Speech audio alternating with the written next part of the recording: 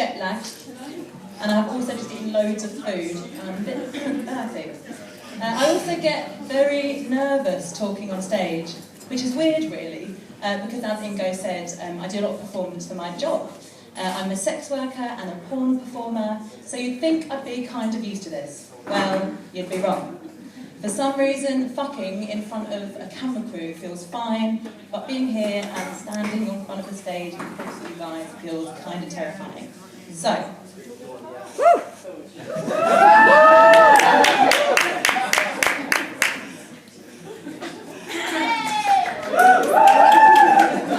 thought I would wear my giant cunt pants, which might make me feel a bit more at home, you know. So I think I get a bit nervous for sort of two reasons. One, speaking at amazing events like this always feels a bit like I'm preaching to the perverted. I think you probably know a lot of what I'm going to say. And secondly, the stuff I talk about is kind of a big deal, and as light-hearted as I try and make it, I sometimes get a bit focused, a bit angry, a bit serious. And so I thought having my giant genitals on display might just diffuse the situation a bit and, yeah, break the tension, lighten the mood. And that's where I'm going to start, with genitals. Like, genitals are actually pretty awesome. It's kind of weird when you think about it. There's a bit of your body that feels nice to touch. And not just a bit nice, like really nice. And not really nice like a good shoulder rub kind of nice. It's a kind of different, kind of special, kind of weird kind of nice. So far, so good.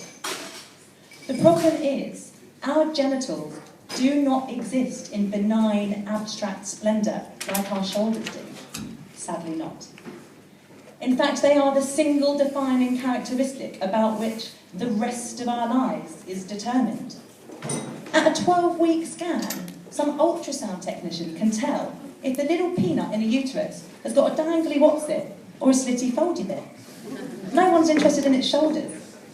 And that's it. From that moment on, you have been assigned a gender. On this planet, and throughout the passage of time, we assign the babies that come out with the dangly what's-its boy, and the ones that come out with the slitty foldy bits girl. And far more often than should ever have been allowed, if a baby is born with ambiguous genitalia, then someone else decides which the presenting anomaly more closely resembles, and then surgically alters the appearance to greater achieve that conformity. Now we're all split into two distinct gendered camps based solely on our genitals. So it's no wonder then, if you grew to feel that your gender differed from that which you were assigned, then your genitals might cease to become this kind of fun, kind of weird pleasure portal. If you were taught constantly that your cunt is your gender, that it is your cunt's fault that you got assigned a womanhood that you never wanted, might you not start resenting this awesome bit of your body? In the same vein, if your cock symbolises a masculinity that you in no way identify with, if this dangly bit between your legs that has the potential to give you so much pleasure is also the source of all that denied you your non-male identity, might you not find it difficult to enjoy its beauty and share that beauty with others? If we keep reinforcing the notion that cunt is feminine, that cunt is woman, what are we denying our cunt-owning brothers?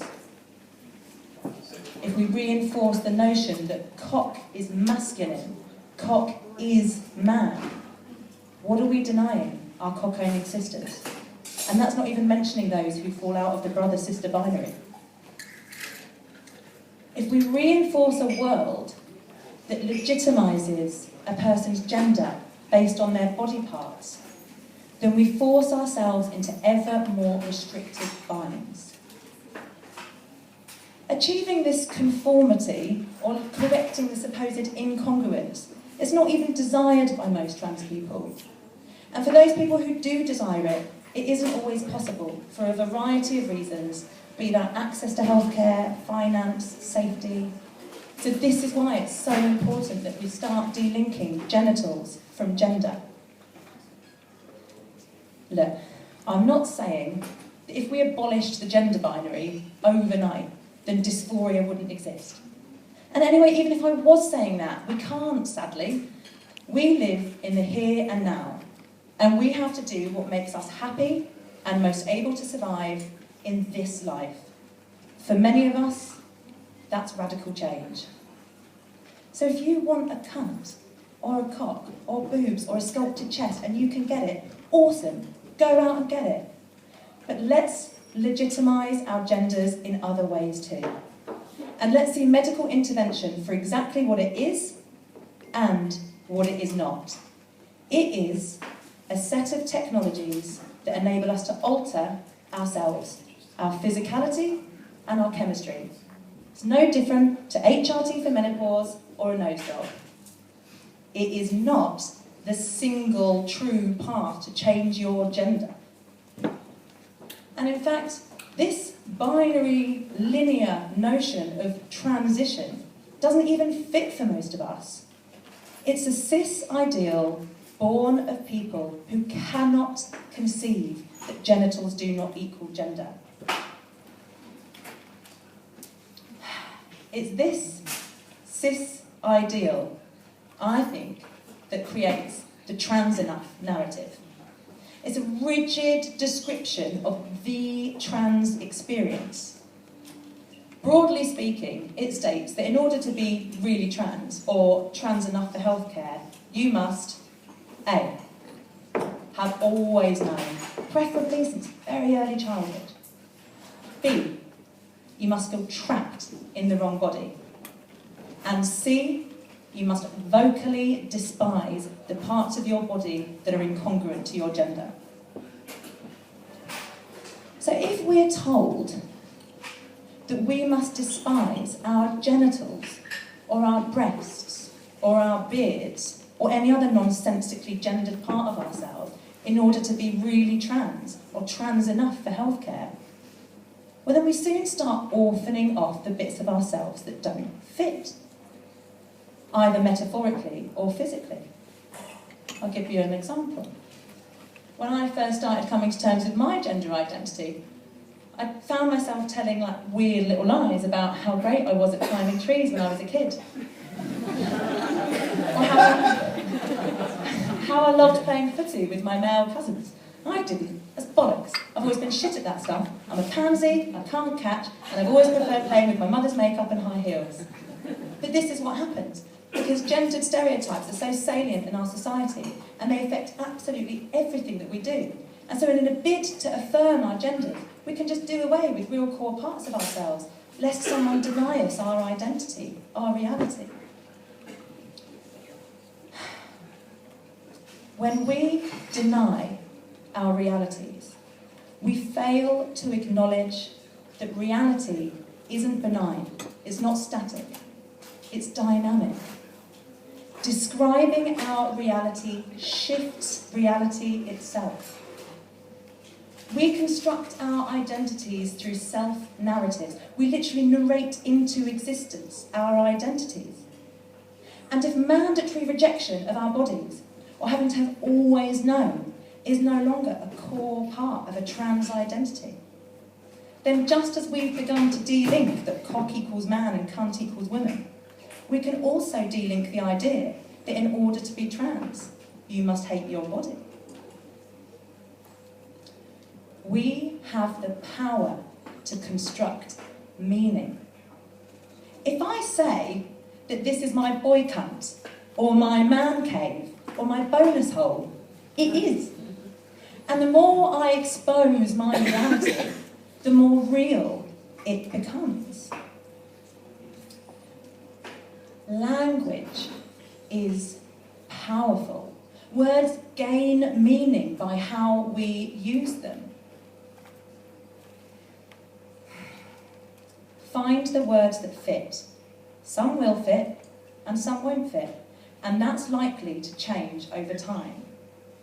But finding a word that fits and then imbuing it with the meaning of your choice is a powerful resistance to that narrative. Imagine a world where not just your genitals, but also sex acts were not inherently gendered, where the bits of your body and the things you might do with them bore no relevance to your gender or your orientation. Imagine the plethora of delights that would be on the table, a smorgasbord of things you might like. There would be nothing inherently emasculating about having someone's fingers in my cunt. I could get my cock sucked in the men's locker room. That sounds like a world I kind of want to create. We're not there yet. These are 3 things that I think we can all start doing to co-create that world together. Firstly, when you're talking, just out and about, start delinking the unconscious gendering of things like clothing types, bodily functions, body bits.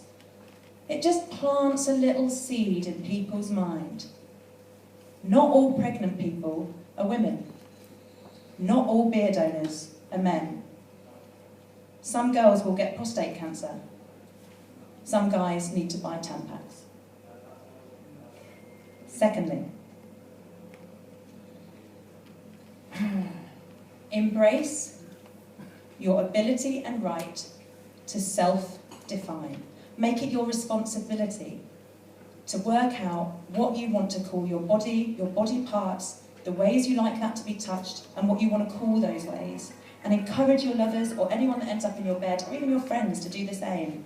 Ask them, what do you want me to call this part of your body, babe? What do you like calling it? Make it your responsibility. Third and finally, and this is an important one, by never policing gender. Not yours or anyone else's. Never give yourself a hard time for being too much or not enough of anything. Don't fit the binary? Cool. Totally fit the binary? Cool. Binary and non-binary is yet another false binary.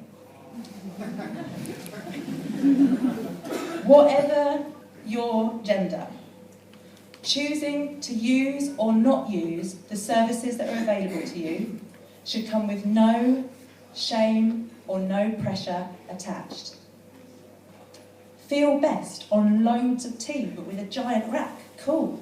Or with a hella good tuck and a hairy chest? Fab. Claim that space as yours, as valid, as real. Your experience, exactly as it is, without edit or audit, is a perfect, genuine manifestation of your identity, precisely because it is your reality. And fuck bending to fit yet another binary for a moment longer. Thank you.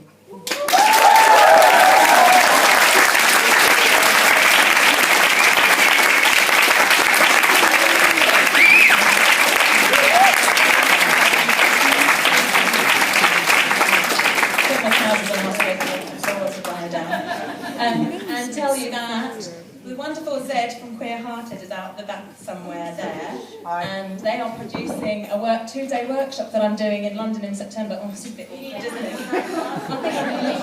I've got it. And it's called Fuck Gender, a Queer Sex Workshop, and we're exploring things like that. If you want to have a chat to me about it in the break, feel free to. Or if you just want to inspect my cunt pants, I'm available for all crafting needs. Thank you.